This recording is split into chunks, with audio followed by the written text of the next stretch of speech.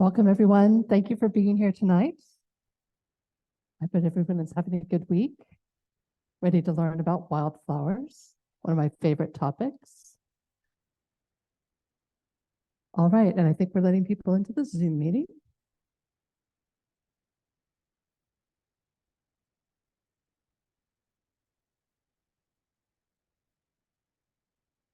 You let me know when we're ready, okay?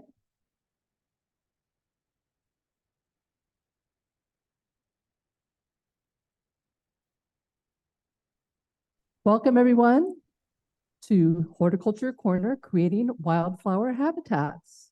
So happy to have you all here tonight. My name is Denise Rakin. I'm the Executive Director of the Garden Club of Jacksonville. And with me are some of our staff I'd like to introduce. You were checked in by Morgan Pinks, our Operations Manager. Over here on Zoom, who's handling a lot of our Zoom controls, is Corinne Lightfoot. She's our Marketing and Membership Manager. And at the bar is Shannon Sharp, our one of our event ambassadors. So if you need a drink or a snack, please see her. All right. I want to talk about membership for a couple of minutes. Who here is a member of the Garden Club of Jacksonville? Please raise your hands. Thank you so much for being members. Give yourselves a round of applause. We love our members, and if you're not a member, we would love you too. We love everyone, but we particularly love our members. And if you're not a member, please talk to me, any of our staff, particularly our marketing and membership manager, or any of the members who raised their hands, and ask them why they're members. And maybe that they'll convince you why you should be a member too. Also, I'm not sure, we have a couple of members of the Board of Trustees here. I think I saw Julie a minute ago. There's Julie, she's right in front. Julie Howard, who is our second vice president and chair of our Building and Grounds Committee. By the way, this is not, I didn't put this on the script, but we have a volunteer day this Saturday, September 16th, and we're going to be doing a lot of beautification across the entire campus. And if you would like to volunteer for that, you can go to our website and find the September 16th event, Budding Gardeners, or you can just see one of us and we'll get you signed up because we're looking for people to help us out with that. All right, moving on. I'm going to tell you about a couple of events that we have coming up, including our Community Gardens Summit. Is anyone a member or work on a community garden here? Anyone? All right, well, it's a great time to find out more about community gardens. This is a summit of community gardens from around Northeast Florida. Experts from these organizations will join a panel discussion discussing best practices for organizing, building, and maintaining and sustaining community gardens. This is going to be a major event. We're going to have tables representing all these gardens here. We're hoping to have a seed swap and lots of other fun things. So you can sign up for that. That's October 24th, 2023. And I was remiss, I didn't welcome all of our Zoom folks who are joining us on Zoom. So thank you for joining us on Zoom. I should have done that at the beginning. All right, we have our open house coming up on September 28th. Enjoy small bites, drinks, and music by Pierre Kendrick, a local saxophonist, as you mingle with a community of people who share your love of the environment. Learn about the exciting year of programs we have coming up and all the reasons why you should be a member and be a part of our organization. So that's September 28th. And then I mentioned a few minutes ago about the September 16th. This is part of our Budding Gardener series. So we're doing kind of a two-part thing. So we're having the beautification of the campus, but we also have a Budding Gardeners program that's part of National Cleanup Day. So we're going to use this opportunity to teach families, and particularly children, why it's so important to keep the outdoors clean. So the families will be going out and picking up litter all around in the area. We'll be working with Riverside Avondale Preservation, who has teams throughout the whole neighborhood, and there'll be other organizations throughout the city and the whole country doing that on September 16th. So we hope that you join us then. And I wanted to tell you about the horticulture show at the Jacksonville Fair. How many people are aware that there's a horticulture show every year at the Jacksonville Fair? A couple of people very quietly raised their hands. Okay, it's such a cool thing. Anyone, and I mean anyone, can enter a plant in the horticulture show. We have some call for entries that are up at the front. You can download them from our website as well. Basically, if you have a plant, there's a category for you. So if you have a favorite plant that you've been babying all year long and you want to show it off, this is a great opportunity. And you can win money, cash prizes, and of course, bragging rights. So please look into that. The entries are accepted on October 30th and 31st, and then the horticulture show runs along with the fair November 2nd through the 12th. All right. Now it's my distinct pleasure to introduce our speaker for the evening.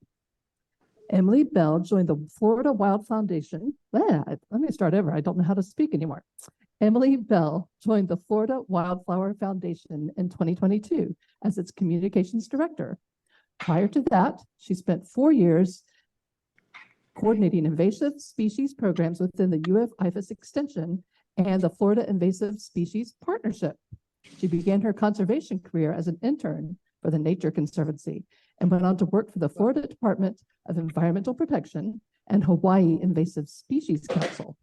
She has more than a decade of experience with environmental outreach, planning, and network building.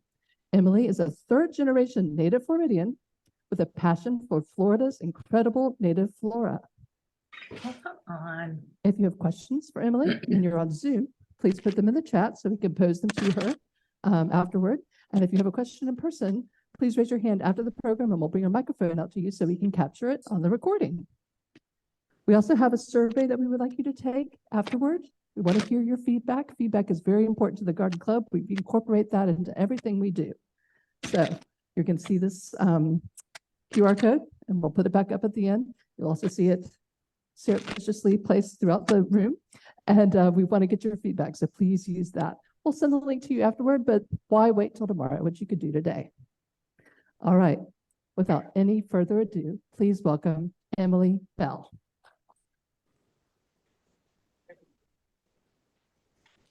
Okay, can you hear me? I'm so loud, I'm not used to being mic'd on top of that. So, well, thank you so much for having me. It's an absolute pleasure to be here and to talk about one of my favorite things, which is incorporating native plants in landscapes in order to support our native wildlife. So I'll just jump right in. If you're not familiar with the Florida Wildflower Foundation, we protect, connect, and expand wildflower habitat through education, research, planting, and conservation.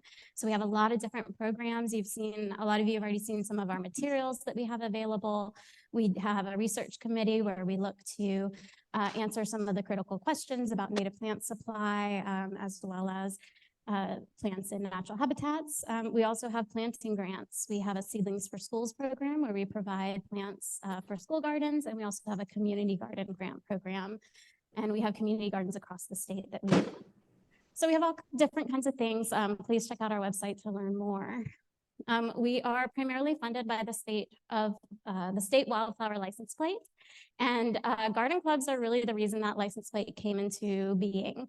Garden clubs across the state of Florida really led the effort. It's a legislative process to get a license plate, and it wouldn't have happened without garden clubs. So we are especially appreciative, and we just really like engaging with garden clubs. This is our old plate, which you may recognize, but we also, for the last couple of years, have had the new plate. So if you don't have it yet, that's also another great way to support our efforts. Okay, sorry. So why habitat? Well, for me, it's just joy. So these are all pictures from my own home garden. Nothing makes me more excited than seeing a native critter enjoy something that I've planted. So that's why I do it, but there's a lot of other other reasons that I hope you will find compelling. Just a real quick zoom out to 10,000 feet. Let's just talk about Florida native plants. We have about 3,200 native plant species in the state. 230 of those are endemic, and about 170 of those would be classified as endemic wildflowers. We also have a lot of threatened and endangered plants.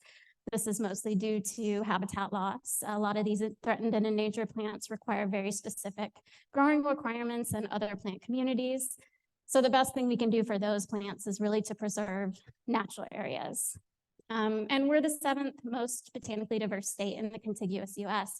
And really, honestly, some states just have us beat by sheer size, like Texas and California. I mean, come on, they're just, if they were the size of us, we might win. So It's probably no shock to anybody that biodiversity is at risk, not just in Florida, but essentially since the advent of air conditioning, Florida has had a booming growth rate. And so these maps are from a project that was done by 1,000 Friends of Florida. And it was back in 2010. So even now it'd be great to get some updated maps on these, but essentially the first map shows you the baseline for 2010. This is kind of where we were at, the red being the developed areas. The next map shows you a projection if the growth rate continues as is to 2070. The last map, they did some projections with, well, if we did more, low impact development, it's kind of the ideal scenario we could be looking at 2070, but it's still a lot of growth. It's still a lot of additional land being used for other purposes. So it's important to recognize that as we continue to build out the state, we are losing more areas for both wildlife and these native plant communities. And biodiversity is essential to us. I mean, we wouldn't have clean water or clean air without our native plant communities.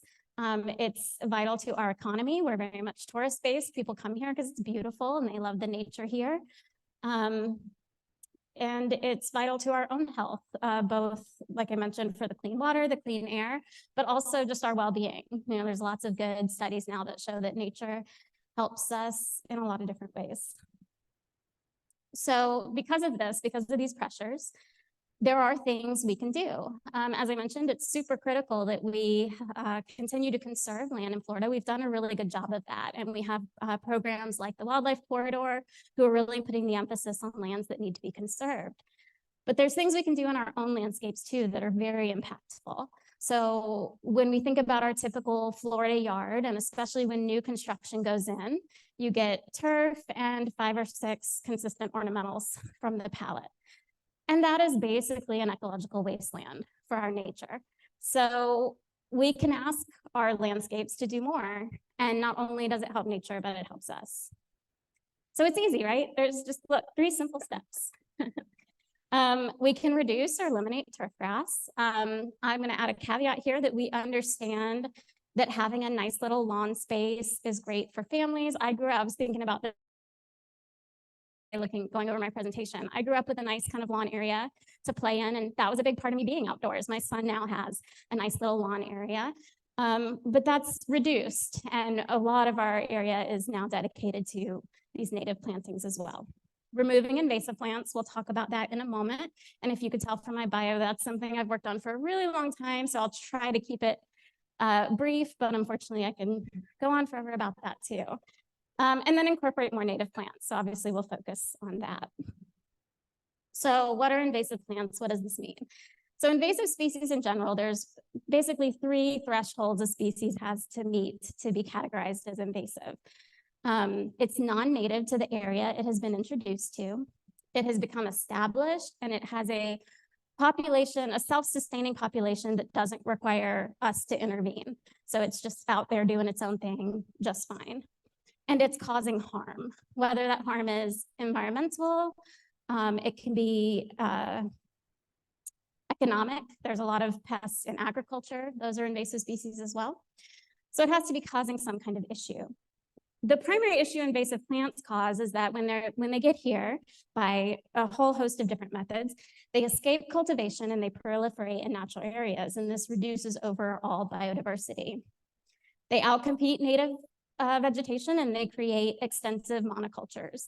We're actually really lucky that we don't see this as bad up here in North Florida.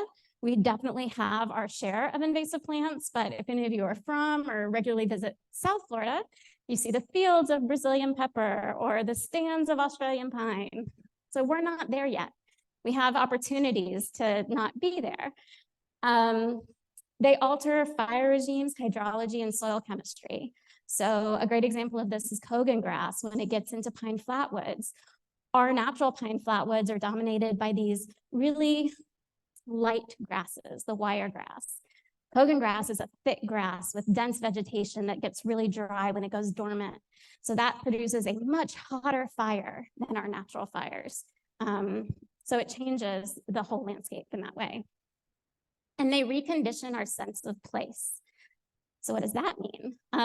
We were talking about lantana earlier, and I like the example of lantana because it's non-native, it's invasive, but it's also one of those plants that was planted really early on at a lot of homesteads, and people equate it with their grandparents' house or, some part of their own heritage. And so when you talk about this plant, it gets real touchy because people get real defensive of it because they grew up with it, and it is beautiful, and they do see butterflies flock to it. So their sense of place is no longer tied to a native Florida habitat. It's tied to this altered habitat. There's also really interesting studies about generations who are growing up in these altered systems. Like in South Florida, if you grow up and all you ever see are these fields of Brazilian pepper, and we want to talk about restoration, they no longer know what that looks like because we've lost touch with that sense of place. So those are things we have to consider too when we think about how we have these interplays with native and non-native species. Some resources if you want to learn more. To me, these are two of the best resources for Florida. There's the Center for Aquatic and Invasive Plants out of UF-IFAS. They have a great website that has tons of plant profiles. So if there's a specific plant you're curious about, they have really good information. And there's also the Florida Invasive Species Council. This was formerly the Florida Exotic Pest Plant Council, or FLEPSI, so you may know it as that. They are a science-based organization that puts together a list of Category 1 and Category 2 invasive species. So you may have heard those referenced also. And so that's a great place to start if you're just like, well, I want to make sure I don't plant anything invasive in my yard. Go to that list, make sure nothing you're incorporating is there. So moving on from that, let's talk about what we can plant and what we should do. So I'm going to emphasize regional appropriateness. We talk about right plant, right place, which is very important. And when we talk about Florida native plants, that can mean a lot of different things. So really, for the rest of my slides, I'm going to focus on things that work in North Florida because we're very different than other parts of the state. So regionally appropriate native plants, they're adapted to your area's unique conditions, the conditions where you live. They're adapted to the wildlife that they evolved with. They provide food and habitat for that wildlife. They feed the pollinators that then in turn feed us. But they also require less water, less herbicide or pesticide, if any. I don't use any in my landscape. They're better for the soil, and they're beautiful. Trying to think if there's anything I want to hit on. The water use. So it does take water to get them established. Once they shouldn't require any. So talking about that regional appropriateness, this is a map of Florida's native plant communities. So as you can see up in our area, we have, obviously we have the coastal environments that are kind of hard to see on this map, but we really have a lot of pine flatwoods and a lot of sandhills, right? So one of the best ways to decide what to incorporate into your landscape or how to help it support natural areas is to go out in nature in your area and look around and see what's there, get familiar with the plants that are native. We are in zones 8B and 9A. So of course you want to make sure that you're planting appropriately for that. And then you want to fit into these plant communities. So in Jacksonville, we're definitely going to have some areas, some of those coastal plant communities, as well as some of these sandhills and pine flatwoods. But you wouldn't want to plant, something from the, let's see, what don't we have? Like the open scrub that is part of the Lake Wales Ridge up here, right? That's not regionally appropriate. And it doesn't make sense. It probably wouldn't survive. And if it did, it's still kind of out of its element. So where do you start? What plants are good for your region? There's a couple really fantastic online resources. I go to the Atlas of Florida Plants every single day, all day. It's built off of herbarium specimens. So they collect they have a digitized collection of the herbarium specimens from the major herbaria in the state. And that shows up as these pages for each plant. It gives you distribution information. It gives you, there's some pictures, and it tells you whether it's native or not. You can do advanced searches on this page. So you can search for your county. You can search for only native. You can, there's different parameters in which you can search. I really like this example of this distribution map is coral honeysuckle, Lonicera sempervirens. fantastic wildlife plant and actually pretty readily available even from some big box stores. The reason I like this example is that you can see it's pretty absent from South Florida. So it's probably not a regionally appropriate plant for South Florida, but perfectly regionally appropriate for us. Also, you can see there's a few white spots, and that means it hasn't been vouchered by an herbaria in some of these northern counties. The limitation of this resource is that it's based on herbarium specimens. So there are some counties and areas that are historically underrepresented. So like that White County, I should know what county that is, but I don't. But also like Volusia County, it's probably naturally occurring there. It just hasn't been submitted as a voucher specimen. So you can get a general idea. It's also great for plant ID for me when I'm out exploring.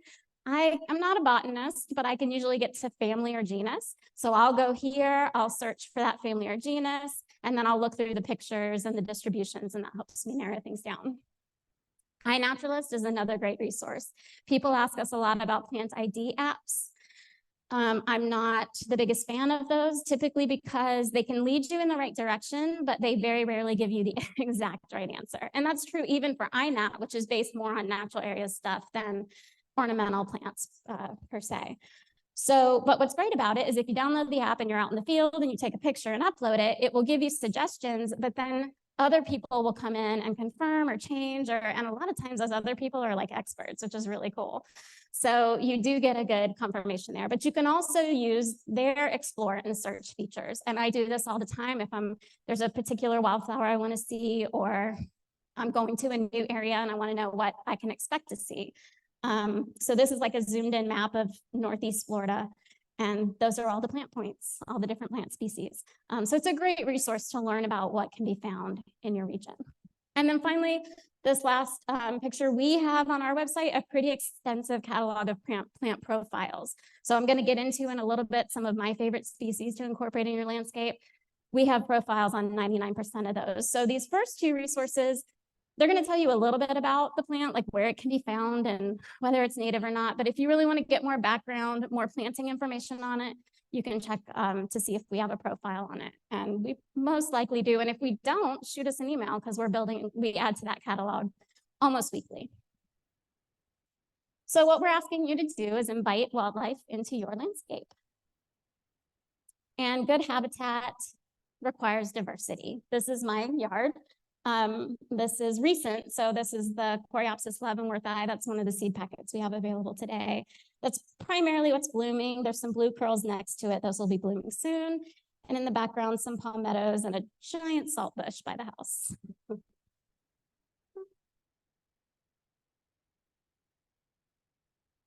Stuck. I might be pushing the wrong button. Thank you. So what does this mean to diversify your landscape? You want to include a variety of plant habits, which in turn kind of equates to habitats for wildlife. So wildflowers, they're nectar plants. They can be, oh my gosh, what do you call larval host plants? Lost my word there for a moment. Grasses are really great to intersperse with your wildflowers, because a lot of our wildflowers typically grow in kind of these meadow type scenarios where they're supported by the grasses and stuff that are intermingled with them. So they grow best together. So grasses really help with that. Vines, of course, have their own place. Shrubs and trees provide cover and also a lot of food for wildlife. So you want to think about having spring, summer, and fall blooming species. Some of the resources we have a comprehensive plant list that kind of breaks out when something blooms, what light it needs, so you can find some of that with us as well. You want host and nectar plants, year-round fruit and seed production. So if you're covering your bases with the spring, summer, and fall bloomers, you're going to have year-round fruit and seed, because your spring bloomers are going to be setting seed or fruit as your summer bloomers come on, and it'll go on like that. Your foliage provides nesting for solitary bees, lots of other insects, even some birds, and of course cover, places to hide. Other resource options, I do less of this, but birdhouses are nice. Brush piles, I actually have a great place kind of on the edge of my lawn where I have a brush pile and I see wildlife there all the time. I know not every yard can can handle a brush pile, but water features are great as well. One thing I want to note, again, talking about North Florida, is that your winter landscape might be a little brown. I have sunshine mimosa as a ground cover in my yard. It goes dormant in the winter. It doesn't look the best. My wildflower meadow is brown with seed heads, but I see birds come through and feed on those seed heads, so that's why I leave them there. The leaf litter from your deciduous wildflowers and trees provides nesting or overwintering, I'm sorry, for moths, solitary bees, other insects. So that's part of the cycle. It's part of the habitat.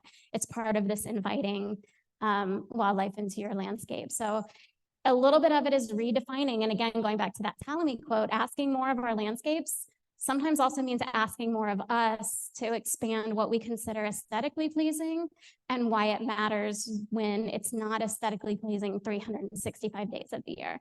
I think that kind of brown dried seed head look is cool too. And it's, you know, wintry, but strategically placed evergreen shrubs and trees help with that as well. So again, putting thought into mixing those together will help with that wintertime landscape, because we're not South Florida, we're not as tropical, although climate change is working on that. It is important to recognize that there will be times when your landscape maybe looks a little different. So I'm going to talk about, we talked about these different habits. So I'm going to go through and share kind of just some of my favorites for North Florida landscapes of those different habits. So some of my favorite wildflowers, this first one, ironweed, Vernonia. There's a couple different species available that are regionally appropriate for us. I grow giant ironweed, which is the ones, we also have seeds available for. I think Vernonia angustifolia, tall ironweed, is another one that's frequently available in the native plant trade. It's incredible the amount of pollinators I see visit this. And I was just talking to somebody earlier. I was really surprised by how much the hummingbirds enjoy it, because they are tubular flowers, but they're tiny. I was like, oh, it's too small for a hummingbird, but they're there all the time, and all different kinds of butterflies. Spotted bee balm, Monarda punctata, is fantastic. Again, another just powerhouse for pollinators. They love it. It'll reseed in your yard. It will get kind of leggy. This is one you can strategically prune a little bit, manage a little bit. It will reseed in your landscape. Beautiful, interesting summer flowers, really great plants. No square stem is another one, Melanthera nivea. This one's great for like kind of the behind some other plants in front, because it will get kind of also tall and leggy a little bit, and it'll lean. So if it has some stuff it can lean into. One of my favorite things about this one is its pollen is kind of white. So the bees' pollen pants are white. You usually see bees with like these bright yellow pollen pants, but the pollen pants they get from this no square stem is white, and I think it's really cute. Goldenrod. We are soon going to release our fall bloom report, and it's all about goldenrod. We constantly have to do education on this one because it is very unlikely it's the culprit of your allergies, but unfortunately it's often blamed for your allergies. Its pollen is too heavy to be drifting through the air, but it is a fantastic pollinator plant. We're not in the major monarch migration pathway, but we do have some that move through, and they love goldenrod. One of my personal favorites, so I snuck it in here, is rayless sunflower, Helianthus radula. This one's a little different. It puts out these thick, fuzzy basal leaves. So any time of the year when it's not in flower, it's kind of like a carpet. It's kind of like a ground cover. And then in the fall, it shoots up these singular stalks with these flower heads. And if you're driving by like a roadside that's full of them, it kind of looks like dead seed heads. But if you stop and look closely, they have this really vibrant maroon color. Sometimes they will actually put on really small yellow ray flowers. So in a big patch, you'll see a few that have really small ray flowers. It's just a cool plant, and it's becoming more regularly available. And then rattlesnake master, that's another one that is, I really am excited to see more growers putting out there. It also has, its leaves are predominantly basal. But they're bigger. They come up off the ground as opposed to the rayless sunflower, which really just lays almost flat on the ground. And then they put up these flower spikes with these flower heads that are just really unique and provide some interesting structure in the landscape. Some of my favorite grasses and ground covers. So like I said, grasses are really important to mix in amongst a lot of these wildflowers. They often exist together in natural areas. So some grasses that work really great, Elliott's love grass and muley grass. Those are two that most people are kind of familiar with. Obviously, the muley grass puts on that fabulous display in fall, but it's also pretty much evergreen, so it looks nice pretty much year round. Although the under foliage will get brown, and you can manage that to a degree. One that I'm seeing become more available is this piney woods drop seed, Spirabolus junceus. I butcher Latin, so apologies to anyone who might be a stickler on that. If you go out in our flatwoods in the spring and just meander, this piney woods drop seed will be up and flowering, and the sun will hit it, and it's just stunning. And so it's exciting to see this one become more readily available in the landscape. If you remember our map, we have a lot of pine flatwoods. That's kind of what a lot of North Florida was. So this is a great addition to the landscape. For ground covers, sunshine mimosa is one a lot of people know about. It's one that, again, you can find often at some of the, not necessarily the biggest big box stores, but some of the smaller ones. It's great. It's in the Fabaceae family, so it's a nitrogen fixer. The tiny bees love it. You'll see the tiniest little bees on these guys. But like I said, this one will go dormant in the winter. So the areas where I have it are a little brown in the winter, but as soon as it warms up, it leaves out really quickly. Carolina pony's foot is one that's probably already in your yard. And if you have a perfectly manicured grass lawn, you're probably constantly battling it. But if you're willing to let that yard mix up a little bit, I don't know if you guys know Jenny Stiebolt. She's from this area. She calls it a freedom lawn when you have a grass lawn, but you allow the pony's foot and some of those other things just to do their thing in with it. But this makes a very soft, it's very low growing, and it just kind of creeps along. It's kind of similar to dollarweed, but smaller. And then frog fruit. The Carolina pony's foot, Dichandra carolinensis. And then the frog fruit. Who doesn't love a little frog fruit?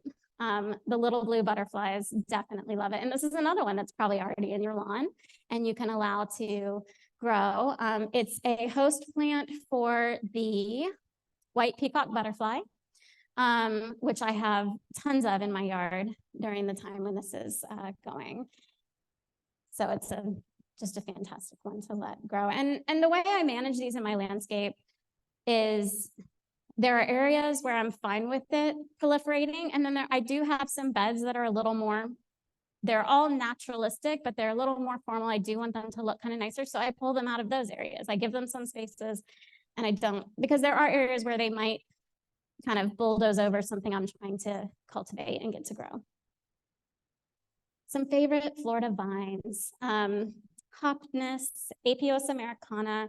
You're going to hear this one more commonly referred to as groundnut, but Hopness is so pretty, so I like it. And it's also a common name of this plant.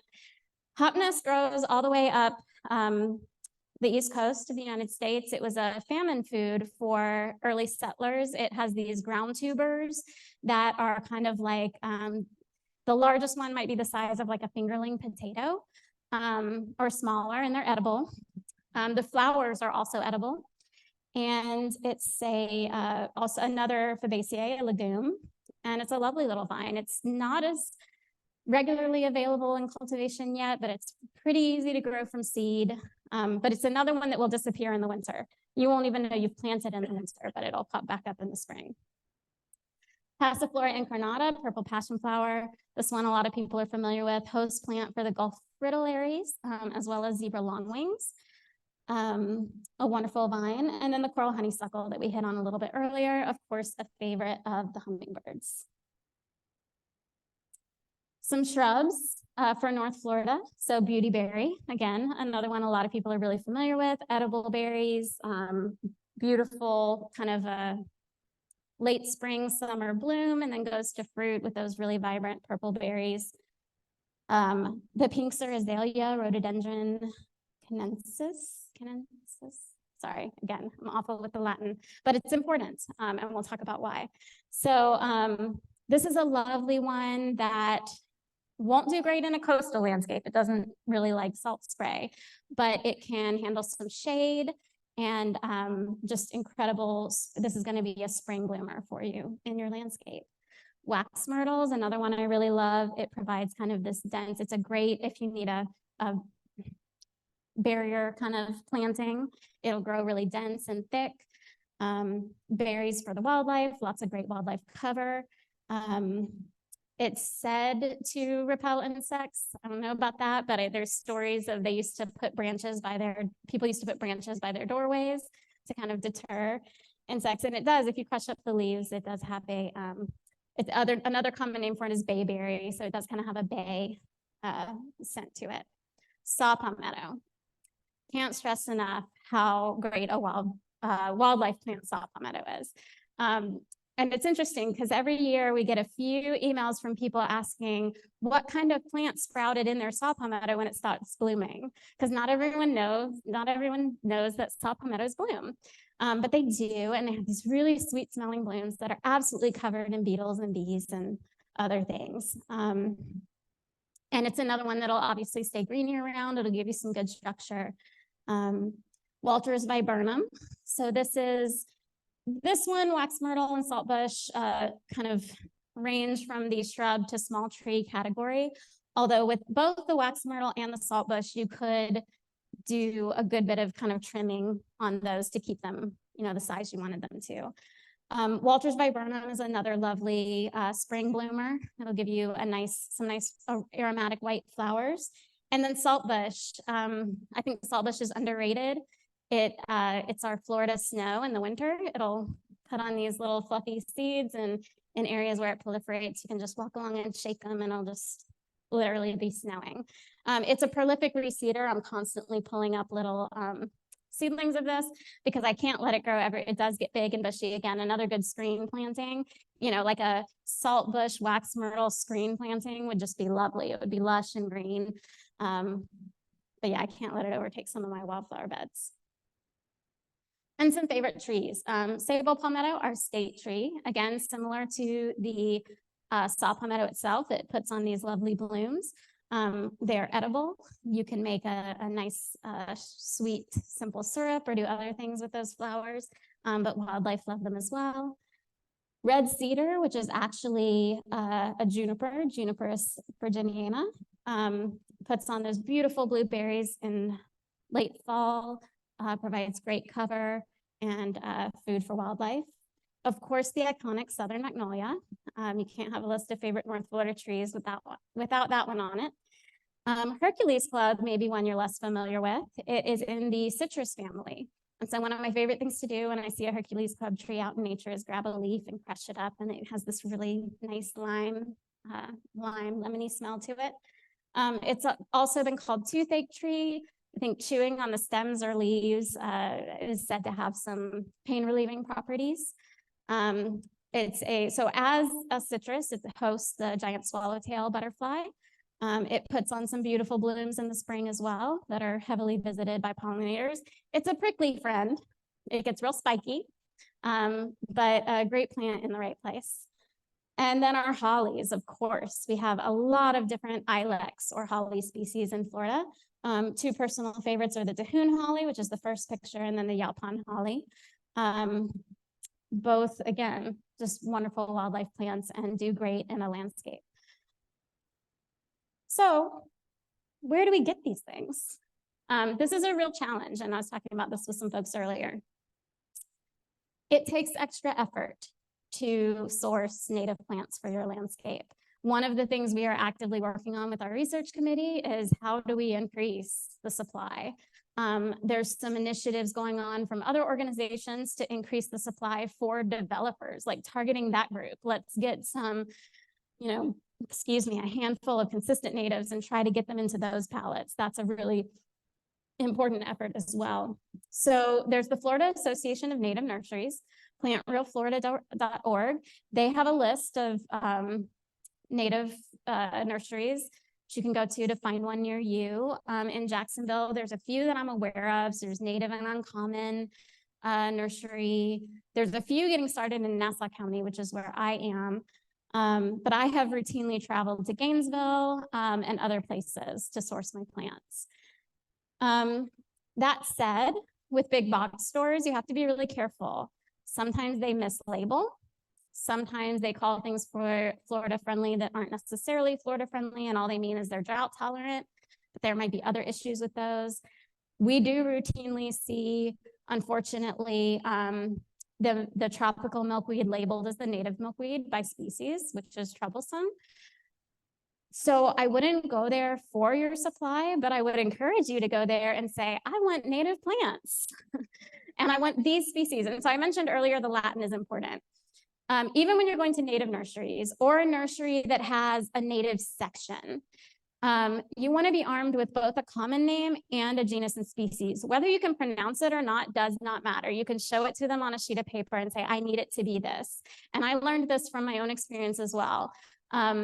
Not all nurseries, even ones with a native section, really know about the plant's background or the differences between some of their natives and ornamental plants.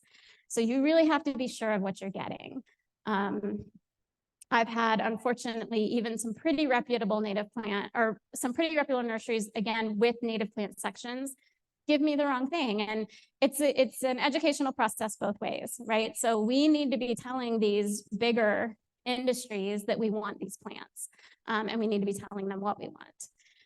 And then native plant societies are a great resource as well. They have plant sales. Our local chapter, Ixia, has a spring sale.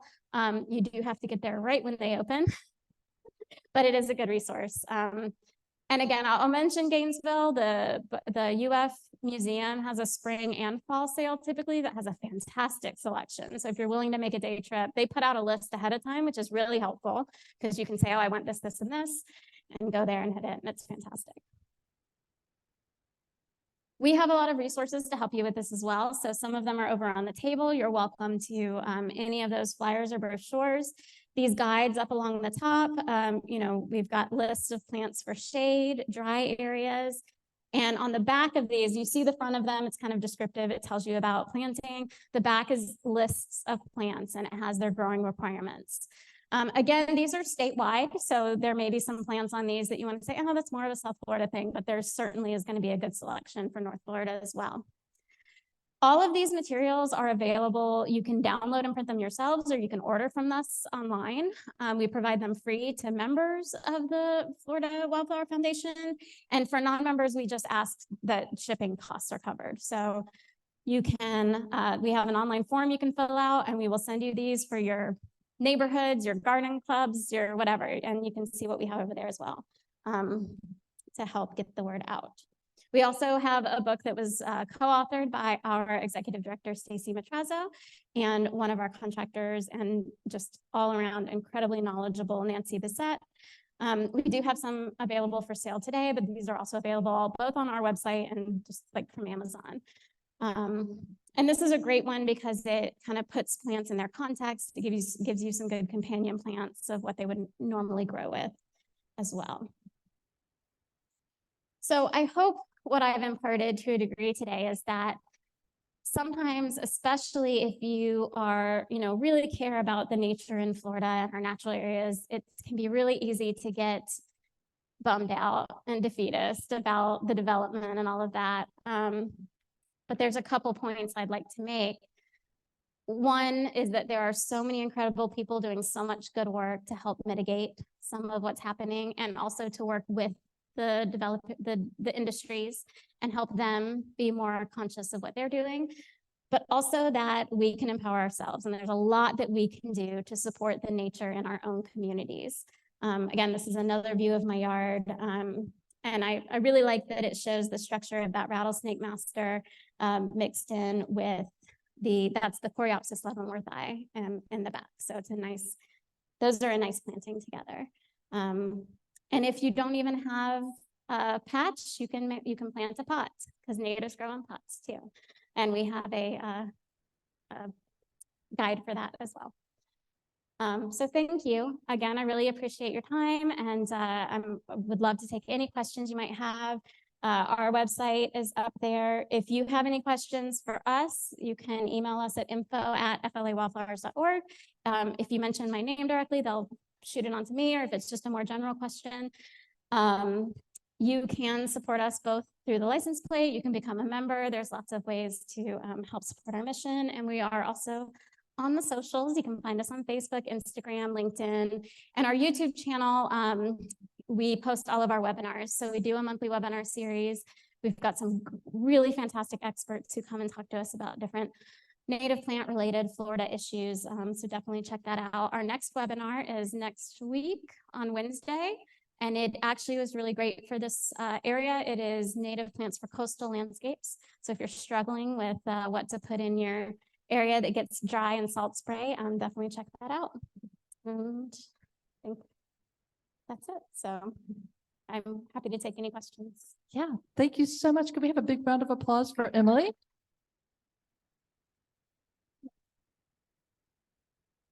And then if you have questions in the audience, please raise your hand. I'll come to you with the microphone. Are the monthly webinars recorded? Yeah, so the question was, are the monthly webinars recorded? They are, and they're all posted to our YouTube channel. They're on our website as well, but they're a little bit, and we're working towards making this easier to find there, but they're very easy to find on our YouTube channel. And we're pretty much FLA Wildflowers everywhere.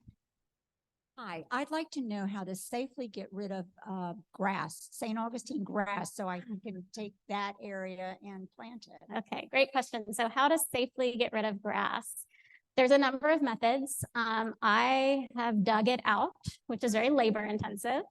You can use a method called solarization, which is where you would put plastic sheeting, clear plastic sheeting down and weight it around the edges and let it sit. And someone was asking about this earlier. I don't know the perfect time frame for that. We have some resources on our website for solarization, but basically you let it sit for a couple months and it kills everything below it. So it heats it up. It's a death by heat, which we are experiencing now.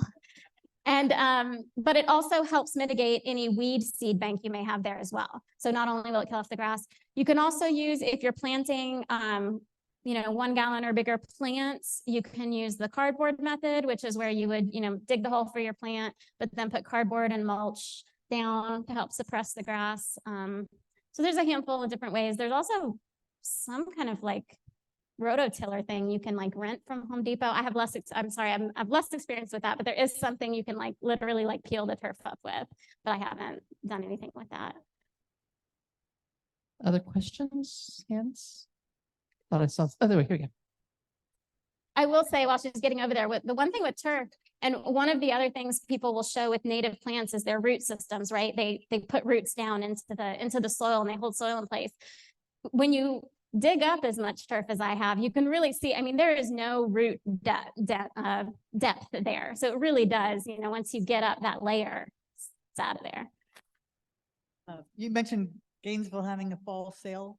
Where was that in Gainesville? So the UF Museum, and they have the Butterfly Museum there with the huge Lepidoptera program. If you've never been there, and I highly encourage you to go. It's on the UF campus over on Hull Road. Whenever I want to find out when it is, I just Google UF Museum plant sale.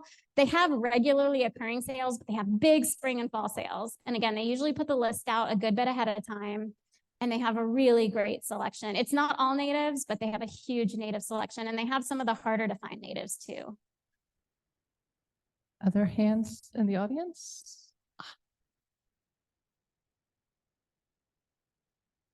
So I have a portion of my backyard that I'm getting into this native idea and designing, but it's very shady. Are there any blooming plants that can live in that shady area?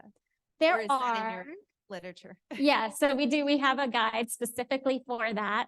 It is trickier, the blooming plants do tend to like sun. Some of your understory shrubs will do okay with some shade. So even your beautyberry can handle a good bit of shade.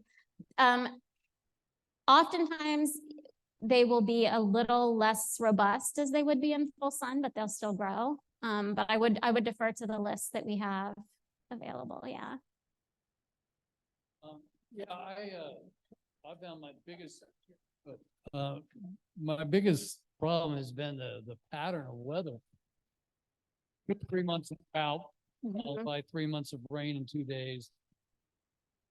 And one thing that I tried to deal with that was use compost and wood chips, but 15 to 20. And compost, I'm probably investing $200-300 in compost over the course of a 9-month growing season.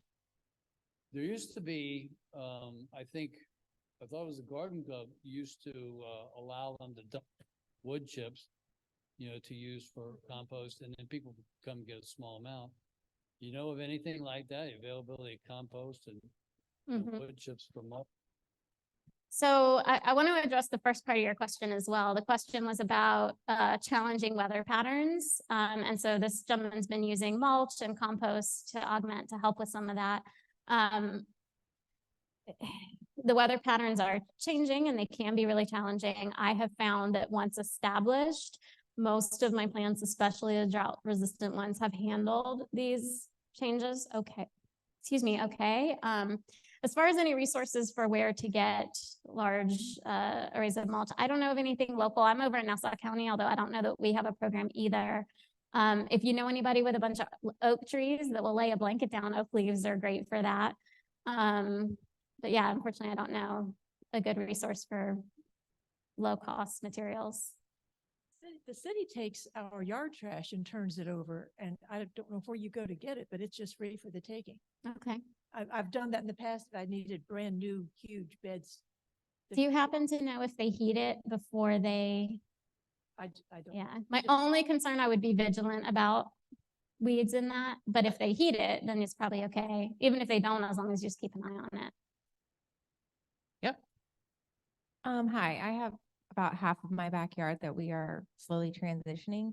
Do you have a time of year that it's best? We did cardboard for a little while and then we didn't have a plan, so a bunch of weeds grew back. Yeah. And then we did just get a tiller, so my blessed fiance has been doing that now.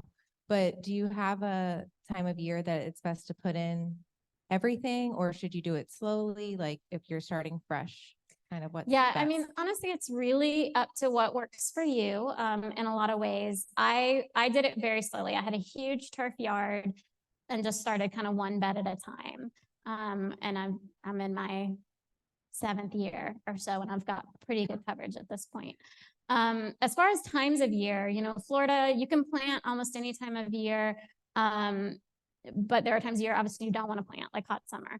I do most of my big beds either in spring or fall, just for the weather. Honestly, it's just nicer to work in those times of year. And that's when a lot of the big plant sales are. So I take advantage of that. I hit the big plant sale, I do the big bed, I knock it out.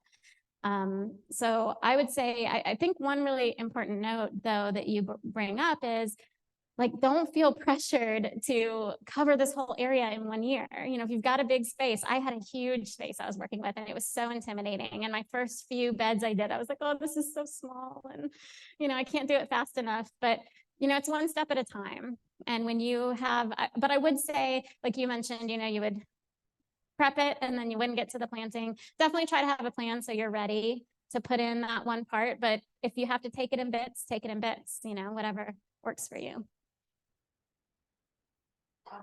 Any other questions? Do we have any on Zoom too? Okay. I have 2 questions. One, do you know a local source for the Walters by Burnham? And 2, the brush pile. What should that be? I'm not familiar with that. And what does it do for you? Okay. So a local source for Walters by Burnham. The plantrealflorida.org, you can search by plant and find out what nurseries have what. So that's really helpful. I don't know off the top of my head anyone selling it.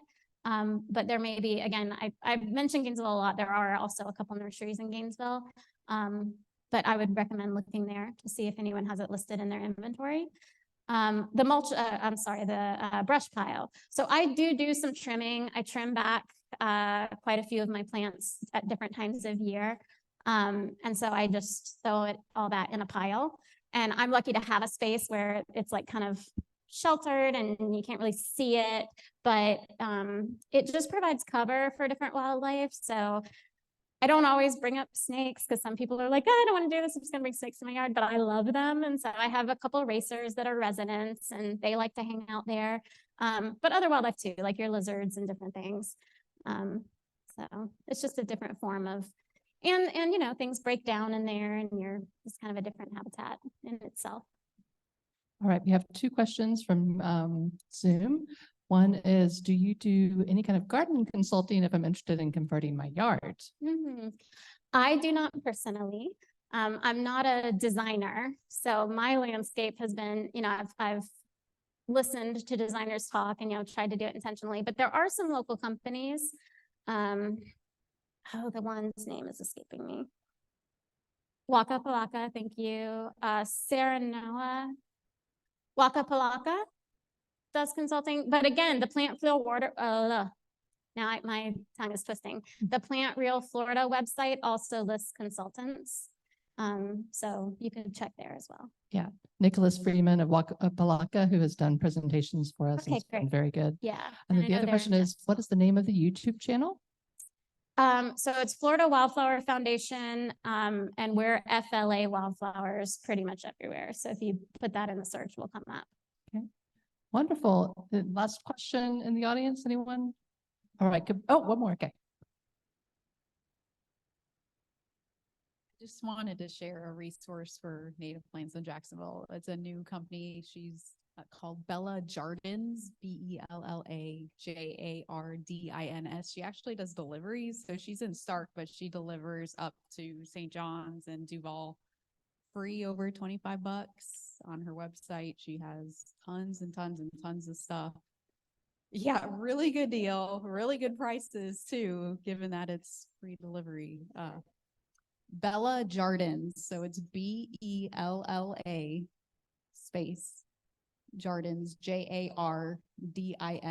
I think the best way is look up on Facebook, but she's awesome. Great. There's another really great company, Native Plant Consulting. They're in St. Johns County, but they do a monthly order system. So you go, if you go on their website, they'll have their list of plants that are available. You order by a certain date. I think it's usually around the first week of the month. And then by the 3rd week, they have a site, I think in Ponte Vedra, it might change, where you can go pick up your order.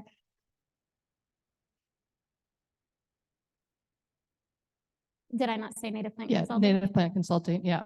And yeah, they're in St. Augustine, but they're not too far. I would Yeah. also mention there's a company called Lark Native Plants, which also is very good in addition to native and uncommon plants.